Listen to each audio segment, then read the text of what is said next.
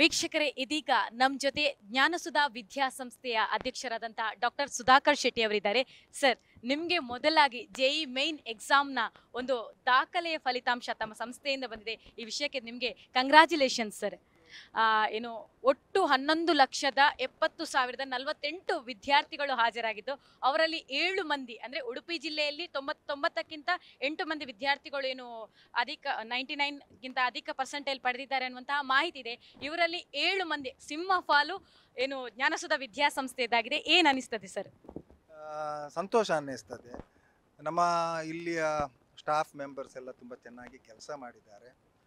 JE ಮೇನ್ನ ಬಗ್ಗೆ ಸರಿಯಾದ ಪರಿಕಲ್ಪನೆ ಹೆಚ್ಚಾಗಿ ನಮ್ಮ ಹಳ್ಳಿ ಪ್ರದೇಶದ ಮಕ್ಕಳಿಗೆ ಇರುವುದಿಲ್ಲ. ಜೆಇ ಮೇನ್ ಅಂತ ಹೇಳಿದರೆ ನಮ್ಮ NITಯಲ್ಲಿ ನ್ಯಾಷನಲ್ ಇನ್ಸ್ಟಿಟ್ಯೂಟ್ ಆಫ್ ಟೆಕ್ನಾಲಜಿ ಅಂತ ಇದೆ. ಆ ಸಂಸ್ಥೆಗಳಲ್ಲಿ ಪ್ರವೇಶ ಪಡೀಲಿಕ್ಕೆ ಇಂಜಿನಿಯರಿಂಗ್ ಮಾಡುವಂಥದ್ದೊಂದು ಎಕ್ಸಾಮಿನೇಷನ್. ಇಡೀ ನಮ್ಮ ದೇಶದಲ್ಲಿ 11 ಲಕ್ಷದ ಈ ವರ್ಷ 24ರಲ್ಲಿ 11,70,48 ವಿದ್ಯಾರ್ಥಿಗಳು ಬರೆದಿದ್ದಾರೆ. ಅದರಲ್ಲಿ 99%ಗಿಂತ ಜಾಸ್ತಿ ಅಂದರೆ ಸುಮಾರು 11,700ರಷ್ಟು ಮಕ್ಕಳು 99%ಗಿಂತ ಜಾಸ್ತಿ ಬರ್ತಾರೆ. ನಮ್ಮ ಉಡುಪಿ ಜಿಲ್ಲೆಯಲ್ಲಿ ನಮ್ಮ ಕಾಲೇಜಿಗೆ 7 ಮಂದಿಗೆ 99ಕ್ಕಿಂತ ಜಾಸ್ತಿ ಪರ್ಸೆಂಟೈಲ್ ಬಂದಿದೆ. ಒಂದು 11 ಮಂದಿಗೆ 98ಕ್ಕಿಂತ ಜಾಸ್ತಿ ಪರ್ಸೆಂಟೈಲ್ ಬಂದಿದೆ. ಸರಿಸುಮಾರು ಒಂದು 90%ಗಿಂತ ಜಾಸ್ತಿ 153 ವಿದ್ಯಾರ್ಥಿಗಳು ಸಾಧನೆ ಮಾಡಿದ್ದಾರೆ.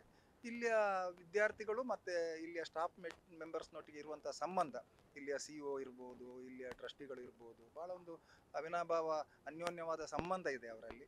ಒಳ್ಳೆ ಮಾತಾಡ್ತಾರೆ. ಅದರಿಂದ ಈ ಸಾಧನೆ ಮಾಡಲಿಕ್ಕಾಗಿದೆ. ನನಗೆ ಇರುವ ಮಾಹಿತಿ ಪ್ರಕಾರ, ಇವತ್ತು ಇಷ್ಟೊತ್ತಿನ ತನಕದ ಮಾಹಿತಿ ಇರುವ ಪ್ರಕಾರ, ಈ ಉಡುಪಿ ಜಿಲ್ಲೆಯ ಎಲ್ಲ PU ಕಾಲೇಜುಗಳಲ್ಲಿ ಸರಿಸುಮಾರು 8 ಮಂದಿಗೆ 99ಗಿಂತ ಮೇಲೆ ಬಂದಿದೆ ಅನ್ನೋದು ನನಗೆ ಈವರೆಗೆ ಸಿಕ್ಕಿದ ಮಾಹಿತಿಯ ಪ್ರಕಾರ ಗೊತ್ತಿರುವಂಥದ್ದು. ಒಂದೆರಡು ಜಾಸ್ತಿನೂ ಇರ್ಬೋದು. ಆದರೆ ಇದರಲ್ಲಿ ಸಿಂಹಪಾಲು ನಮ್ಮ ಜ್ಞಾನಸುಧಾದ ಮಕ್ಕಳಿಗೆ ಸಿಕ್ಕಿದೆ. ನಾನು ಎಲ್ಲ ಕಾಲೇಜಿನ ಎಲ್ಲ ವಿದ್ಯಾರ್ಥಿಗಳಿಗೆ ಹೇಳೋದು, ನಾನು ಈ ಜೆಇ ಮೇನ್ ಅಂತ ಒಂದು ಸ್ಪರ್ಧಾತ್ಮಕ ಪರೀಕ್ಷೆಯಲ್ಲಿ ತಮ್ಮನ್ನು ತಾವು ತೊಡಗಿಸಿಕೊಳ್ಬೇಕು. ನಾವು NITಗೆ ಹೋದರೆ ಭಾಳ ಒಳ್ಳೆಯ ಒಂದು ಉದ್ಯೋಗ ಅವಕಾಶಗಳು ತಮಗೆ ಇರ್ತವೆ. ಈಗ ಸುರತ್ಕಲ್ನಂಥದ್ದು IIT, ಮತ್ತು ಇದು ಈ ಜೆಇ ಮೇನ್ ಅನ್ನೋದು ಜೆಇ ಅಡ್ವಾನ್ಸ್ಡ್ಗಳಿಗೆ ಕೂಡ ಇದು ಮೂಲವಾಗಿ ಬೇಕಾದಂಥದ್ದು. ಅದೇ ಸರ್, ಈಗ ಜೆಇ ಮೈನ್, ಜೆಇ ಅಡ್ವಾನ್ಸ್, ಈ ಹಂತಗಳ ಬಗ್ಗೆ ವಿವರಿಸಿದ್ದಾರೆ. ಅಂದರೆ ನಾಲೆಜ್ ಇರುವುದಿಲ್ಲ ಜನರಿಗೆ ಏನು ಅಂತ. ನೋಡಿ, ನಮ್ಮ ಇಡೀ ಇಂಡಿಯಾದಲ್ಲಿ, ದೇಶದಲ್ಲಿ top most technical institution engineering college ಅಂತ ಹೇಳಿದರೆ IITs, Indian institute of technology ಅಂತ ಹೇಳ್ತೇವೆ ನಾವು. ಅದಕ್ಕೆ ಪ್ರವೇಶ ಜೆಇ ಅಡ್ವಾನ್ಸ್ಡ್ನ ಮೂಲಕ ಆಗ್ತದೆ. ಅದರ ಕೆಳಗೆ ನ್ಯಾಷನಲ್ ಇನ್ಸ್ಟಿಟ್ಯೂಟ್ ಆಫ್ ಟೆಕ್ನಾಲಜಿ ಅಂತ ಹೇಳ್ತೇವೆ ನಾವು. ಈಗ ನಮ್ಮ ಪ್ರತಿ ರಾಜ್ಯದಲ್ಲಿ ಒಂದೊಂದು ಅಂತ ನ್ಯಾಷನಲ್ ಇನ್ಸ್ಟಿಟ್ಯೂಟ್ ಆಫ್ ಟೆಕ್ನಾಲಜಿ ಇದೆ. ಈಗ ನಮ್ಮ ಕರ್ನಾಟಕದಲ್ಲಿ ಸುರತ್ಕಲ್ನಲ್ಲಿದೆ national institute of technology, Surathkal, NITK ಅಂತ ಹೇಳ್ತೇವೆ ನಾವು. ಈ ಸಂಸ್ಥೆಗಳಿಗೆ ಹೋಗಬೇಕಾದ್ರೆ ಅವನು ಜೆಇ ಮೇನ್ನಲ್ಲಿ ಉನ್ನತವಾದ ಒಂದು ಕಾಂಪಿಟೇಟಿವ್ ಎಕ್ಸಾಮಿನೇಷನ್ನ ಸ್ಕೋರ್ ಮಾಡಿರಬೇಕು.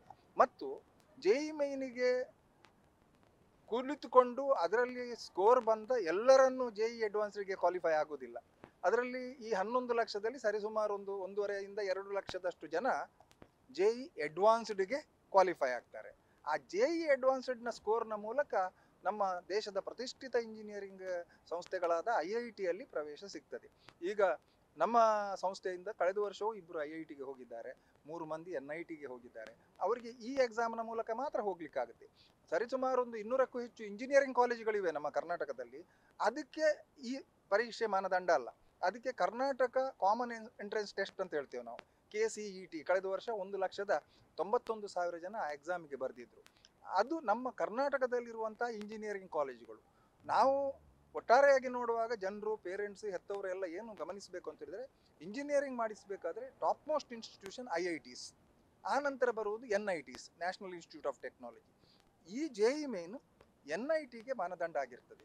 ಆದ್ದರಿಂದ ಇದರ ಬಗ್ಗೆ ಸ್ವಲ್ಪ ನಮ್ಮ ಜನರಿಗೆ ಮಾಹಿತಿ ಕಡಿಮೆ ಇದೆ. ಆ್ಯನ್ಯುವಲ್ ಸ್ಕೋರ್ನ ಮೇಲೆ ಯಾವುದು ಆಗೋದಿಲ್ಲ. ಈಗ ನಾಡ್ದು PUCಯ ಸ್ಕೋರ್ನ ಮೇಲೆ ಏನಾಗೋದಿಲ್ಲ. ಎಲ್ಲ ಮಕ್ಕಳು ಜೆಇ ಮೇನಿಗೆ ತಯಾರಾಗಬೇಕು. ಈಗ ಉದಾಹರಣೆಗೆ, ಈಗ ನಮ್ಮಲ್ಲಿ 90%ಗಿಂತ ಜಾಸ್ತಿ 153 ಮಂದಿ ಇದ್ದಾರೆ ಈ ವರ್ಷ. 403 ಮಂದಿ ಈ ಪರೀಕ್ಷೆ ಬರೆದಿದ್ದಾರೆ. ಅವರಿಗೆ ಒಂದು ವೇಳೆ ಈಗ NIT ಸಿಗದಿದ್ದರು 90%ನವರಿಗೆ, ಅವರಿಗೆ KCET ಸ್ಕೋರ್ ಚೆನ್ನಾಗಿ ಬರುತ್ತೆ. ಆ ಮೂಲಕ ಅವರು ಒಳ್ಳೊಳ್ಳೆ ಇಂಜಿನಿಯರಿಂಗ್ ಕಾಲೇಜಿಗೆ ಹೋಗ್ಬೋದು. ಅದು ನನ್ನ ಆಶಯ ಏನು ಅಂತೇಳಿದರೆ, ಈ ಜೆಇ ಮೇನ್ನ ಬಗ್ಗೆ ಎಲ್ಲ ನಮ್ಮ ಉಡುಪಿ ಜಿಲ್ಲೆಯ ಮಕ್ಕಳು ಆ ಮಾಹಿತಿಯನ್ನು ಪಡ್ಕೊಳ್ಬೇಕು. ಹೆಚ್ಚೆಚ್ಚು ಮಕ್ಕಳು ಬರುವ ಸಲ ಎಕ್ಸಾಮ್ ಬರೀಬೇಕು.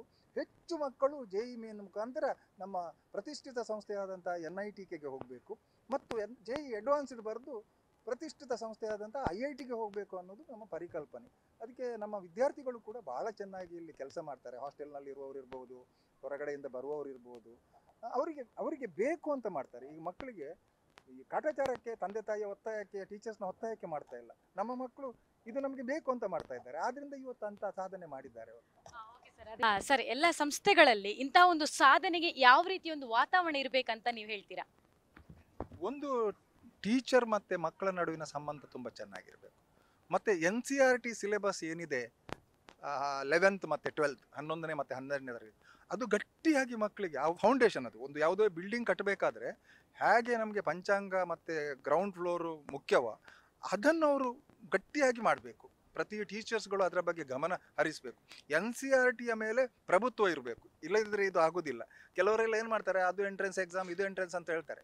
ಬೇಸ್ ಏನಂತ ಹೇಳಿದರೆ ನ್ಯಾಷನಲ್ ಸಿಲೆಬಸ್, ಅದು NCERT ಟೆಕ್ಸ್ಟ್ ಬುಕ್ ಅಂತ ಹೇಳ್ತೇವೆ. ಅದು ಮೇಯ್ನ್. ಅದನ್ನು ಟೀಚರ್ಸು ಸರಿಯಾಗಿ ಕೊಡಬೇಕು. ಅದು ಒಂದು ಪೂರಕ ವಾತಾವರಣ. ಇನ್ನೊಂದು, ಮಗುವಿಗೆ ಒಂದು ಒಳ್ಳೆಯ ವಾತಾವರಣದಲ್ಲಿ ಕಾಂಪಿಟೇಷನ್ ಇರುವಂಥ ಮಕ್ಕಳ ಒಂದು ಸಂಪರ್ಕ ಸಿಗಬೇಕು. ಒಂದೇ ರೀತಿಯಲ್ಲಿ ಚಿಂತನೆ ಮಾಡುವಂಥ ಮಕ್ಕಳು ಸಿಗುವ ವಾತಾವರಣವನ್ನು ನಾವು ನಿರ್ಮಾಣ ಮಾಡಿಕೊಡಬೇಕು. ಮತ್ತು ಹೆತ್ತವರು ಕೂಡ ಇದರ ಬಗ್ಗೆ ಸ್ವಲ್ಪ ಮಾಹಿತಿಯನ್ನು ಪಡ್ಕೊಂಡು ಯಾವುದು ಬೆಸ್ಟ್ ಇಂಜಿನಿಯರಿಂಗ್ ಕಾಲೇಜ್, ಯಾವುದಕ್ಕೆ ಯಾವುದು ಎಕ್ಸಾಮು, ಇದರ ಬಗ್ಗೆ ಕೆಲವು ಪಾಪ ಪೇರೆಂಟ್ಸಿಗೆ ಅವರು ತಪ್ಪಲ್ಲ, ಅವರ ಉದ್ಯೋಗದಲ್ಲಿ ಇರ್ತಾರೆ, ಗೊತ್ತಾಗಿರುವುದಿಲ್ಲ. ಅವರು ಈ ಮೀಟಿಂಗ್ಗಳಿಗೆಲ್ಲ ಬಂದಾಗ ಪೂರ್ತಿಯಾಗಿ ಒಂದು ಮಾಹಿತಿಯನ್ನು ಆ ಸಂಸ್ಥೆಯಿಂದ ಪಡ್ಕೊಳ್ಬೇಕು. ಹೀಗೆ ಮಾಡಿದಾಗ ಖಂಡಿತ ಮಗುವಿಗೆ ಗೊತ್ತಿರೋದಿಲ್ಲ. ಮಗು ಎಲ್ಲ 16-17 ವರ್ಷದ ಮಕ್ಕಳು, ಅವರಿಗೆಲ್ಲ ಎಲ್ಲ ಮಾಹಿತಿಗಳು ಇರುವುದಿಲ್ಲ, ಹೆದರಿಕೊಳ್ತಾರೆ. ಆದ್ದರಿಂದ ನಾವು ವಾತಾವರಣವನ್ನು ತುಂಬ ಚೆನ್ನಾಗಿರುವ ವಾತಾವರಣವನ್ನು ನಿರ್ಮಿಸಬೇಕಾಗತ್ತೆ. ಅದರ ಜವಾಬ್ದಾರಿ ಒಂದು ಟೀಚರ್, ನಮ್ಮಂಥ ಮ್ಯಾನೇಜ್ಮೆಂಟ್ಗಳು. ಈಗ ಉದಾಹರಣೆಗೆ ನಾವು ಮ್ಯಾನೇಜ್ಮೆಂಟ್ ಅಂತ ಹೇಳಿದ್ರೆ ನಮ್ಮಲ್ಲಿ ಈಗ 300 ಕಂಪ್ಯೂಟರ್ ಇದೆ. ನಾವೆಲ್ಲ ಮಾಡುವ ಎಕ್ಸಾಮ್ JEE ಮೇನ್ನ ರೂಪದಲ್ಲೇ ಮಾಡ್ತೇವೆ. ಇಲ್ಲಿ 3 ಗಂಟೆ ಎಕ್ಸಾಮ್ ಅವರು ಹೇಗೆ ಕಂಡಕ್ಟ್ ಮಾಡ್ತಾರೆ ಹಾಗೆ ನಾವು ದಿನ ಮಾಡ್ತೇವೆ. ಮಕ್ಕಳಿಗೆ ಆನ್ ದ ಸ್ಪಾಟ್ ಅವರಿಗೆ ರಿಸಲ್ಟ್ ಸಿಗ್ತದೆ, ಅದರಲ್ಲೇ ಅವರಿಗೆ ಡೀಟೇಲ್ಡ್ ಆನ್ಸರ್ ಸಿಗ್ತದೆ. ಆದ್ದರಿಂದ ಅವರಿಗೆ ಈ ಪರೀಕ್ಷೆಗಳನ್ನು ಬರೆದು JEE ಮೇನ್ ಅಂದರೆ ಹೀಗೆ ಅಂತ ಇರ್ತದೆ. ಅವರಿಗೆ ಕೊನೆಯ ಪರೀಕ್ಷೆಗಳು ಅಷ್ಟು ಕಷ್ಟ ಆಗೋದಿಲ್ಲ. ಆದ್ದರಿಂದ ನಮ್ಮಂಥ ಸಣ್ಣ ಸಂಸ್ಥೆಯಲ್ಲಿ, ನಮ್ಮದು ಭಾಳ ದೊಡ್ಡ ಸಂಖ್ಯೆ ಇರುವ ಸಂಸ್ಥೆ ಅಲ್ಲ, ಇದು 7 ಮಂದಿ 99ಗಿಂತ ಮೇಲೆ, 11 ಮಂದಿ 98ಗಿಂತ ಮೇಲೆ, ಅದು ನಿಜವಾಗಿ ನಮಗೆ ಭಾಳ ಸಂತೋಷ ಕೊಡುವಂಥದ್ದು. ಮತ್ತು ಇದು ಪ್ರೇರಣೆ ಆಗಲಿ ಮುಂದಿನ ಮಕ್ಕಳಿಗೆ, ಮತ್ತು ಎಲ್ಲ ಸಂಸ್ಥೆಗಳಿಗೆ, ಎಲ್ಲ ಮಕ್ಕಳಿಗೂ ಇದೊಂದು ಪ್ರೇರಣೆ ಆಗಲಿ. ಇದು ನಮ್ಮ ಸಂಸ್ಥೆಯ ಪ್ರಚಾರಕ್ಕೆ ಅಂತ ನಾನು ಹೇಳ್ತಾ ಇಲ್ಲ. ನಾನು ನೋಡ್ತಾ ಇದ್ದೇನೆ ಉಡುಪಿ ಜಿಲ್ಲೆಯಲ್ಲಿ JEE ಮೇನ್, JEE ಅಡ್ವಾನ್ಸ್ಡ್ ನಂಥ ಒಂದು ಪರೀಕ್ಷೆಗಳಿಗೆ ಸರಿಯಾದ ಒಂದು ಮಾರ್ಗದರ್ಶನ, ಸರಿಯಾದ ಒಂದು ಮಾಹಿತಿ ಇಲ್ಲ. ಮಾಹಿತಿಯ ಕೊರತೆ ಇದೆ. ಆದ್ದರಿಂದ ನಾನು ನ್ಯೂಸ್ ಕಾರ್ಕಳಕ್ಕೂ ಆಭಾರಿಯಾಗಿದ್ದೇನೆ. ಯಾಕಂತ ಹೇಳಿದ್ರೆ ನೀವು ಇದನ್ನು ಮಾಹಿತಿಯಾಗಿ ಜನಕ್ಕೆ ತಲುಪಿಸಿ. ಬರುವ ವರ್ಷದಲ್ಲಿ ಈಗ ಏನು 11ನೇ ತರಗತಿಯಲ್ಲಿದ್ದಾರೆ ಮಕ್ಕಳು, ಅವರೆಲ್ಲ ಹೆಚ್ಚು ಮಂದಿ ಈ JEE ಮೇನ್ ಪರೀಕ್ಷೆಯಲ್ಲಿ ಅವರನ್ನು ಅವರು ತೊಡಗಿಸಿಕೊಳ್ಬೇಕು. ಅವರು ಅದಕ್ಕೆ ತಯಾರಿ ಆಗಬೇಕು. ಒಮ್ಮೆ JEE ಮೇನ್ನಲ್ಲಿ 99% ಮೇಲೆ ಸ್ಕೋರ್ ಬಂದರೆ ಅವನ ಲೈಫ್ ಸೆಟ್ಲ್ ಆದ ಹಾಗೆ. ಅವನಿಗೆ ಒಳ್ಳೆ ಇಂಜಿನಿಯರಿಂಗ್ ಕಾಲೇಜ್ NIT ಸಿಕ್ಕಿತ್ತು, ಒಂದು ಕಡೆ ಪಕ್ಷ 20-25 ಲಕ್ಷ ಸಂಬಳ ಇರುವಂಥದ್ದು ಜಾಬ್ ಗ್ಯಾರಂಟಿ, ಲೈಫ್ ಸೆಟ್ಲ್ ಆಗುತ್ತೆ. ಅದಕ್ಕೆ ಈ ಕಾಂಪಿಟಿಷನ್ನಲ್ಲಿ ನೋಡಿ, ಈಗ 100% ಬಂದದ್ದು 6 ಮಕ್ಕಳಿಗೆ ಬಂದಿದೆ. ಎಲ್ಲಿ? ತೆಲಂಗಾಣದಲ್ಲಿ. ನಮ್ಮ ಕರ್ನಾಟಕದಲ್ಲಿ ಒಬ್ಬನಿಗೆ 100% ಬಂದದ್ದು. ಕರ್ನಾಟಕ ನೋಡಿ ನೀವು, ತೆಲಂಗಾಣ ನೋಡಿ. ಅಂದರೆ ಅಲ್ಲಿ ಪ್ರಜ್ಞೆ ಜಾಸ್ತಿ ಇದೆ, ಅಲ್ಲಿ ಮಾಹಿತಿ ಜಾಸ್ತಿ ಇದೆ. ಉತ್ತರ ಭಾರತದಲ್ಲಿ ಈ ಪರೀಕ್ಷೆಗಳನ್ನೆಲ್ಲ ಭಾಳ ಸೀರಿಯಸ್ ಆಗಿ ತಗೊಳ್ತಾರೆ. ದಕ್ಷಿಣ ಭಾರತದಲ್ಲಿ ಹೆಚ್ಚಿನವರು ಇದನ್ನು ಅಷ್ಟು ಸೀರಿಯಸ್ ಆಗಿ ತಗೊಳ್ಳೋದಿಲ್ಲ. ಆದ್ದರಿಂದ ನನ್ನ ಆಶಯ ಏನು ಅಂತ ಹೇಳಿದರೆ, ಉಡುಪಿ ಜಿಲ್ಲೆ ಮುಂಚೂಣಿಯಲ್ಲಿ ಇರಬೇಕು ಮುಂದೆ ಬರುವಂಥ ದಿನಗಳಲ್ಲಿ. ಈಗ ದಕ್ಷಿಣ ಕನ್ನಡ ಮತ್ತು ಉಡುಪಿ ಜಿಲ್ಲೆ ಬುದ್ಧಿವಂತರ ಜಿಲ್ಲೆ ಅಂತ ನಾವು ಹೇಳ್ತೇವೆ. ಆದ್ದರಿಂದ ಇಲ್ಲಿಯ ಮಕ್ಕಳು ಇಂಥ ರಾಷ್ಟ್ರಮಟ್ಟದ ಸ್ಪರ್ಧಾತ್ಮಕ ಪರೀಕ್ಷೆಯನ್ನು ಬರೆದು JEE ಮೇನ್, ನೀಟ್ ಮತ್ತು ನಮ್ಮ JEE ಅಡ್ವಾನ್ಸ್ಡ್ ಮತ್ತು ಬೇರೆ ಇಂಡಿಯನ್ ಇನ್ಸ್ಟಿಟ್ಯೂಟ್ ಆಫ್ ಸೈನ್ಸಿಗೆ ಹೋಗ್ಬೋದು, IISER ಪುಣೆಗೆ ಹೋಗ್ಬೋದು, IITಗಳಿಗೆ ಹೋಗ್ಬೋದು, NITಗಳಿಗೆ ಹೋಗ್ಬೋದು. ಈ ಚಿಂತನೆಯಲ್ಲಿ ಇರಬೇಕು. ಅದಕ್ಕೆ ಪೇರೆಂಟ್ಸ್ ಕೂಡ ಸಪೋರ್ಟ್ ಮಾಡಬೇಕು, ಟೀಚರ್ಸ್ ಕೂಡ ಸಪೋರ್ಟ್ ಮಾಡಬೇಕು. Thank you. ಧನ್ಯವಾದಗಳು.